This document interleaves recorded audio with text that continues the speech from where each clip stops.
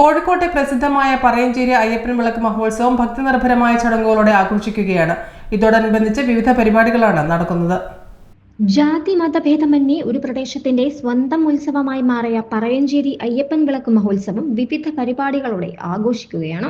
പ്രത്യേക പൂജകൾക്കും വഴിപാടുകൾക്കും പുറമെ അന്നദാനവും ഇവിടുത്തെ പ്രത്യേകതയാണ്.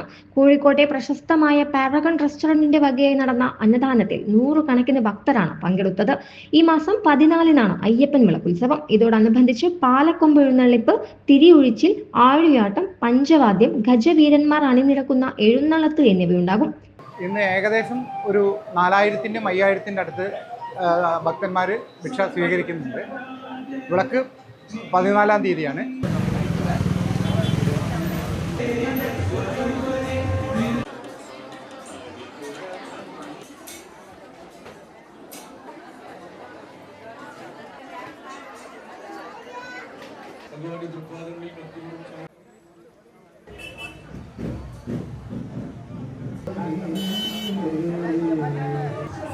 സുമേഷ് പാരഗൺ ഗ്രൂപ്പിലാണ്.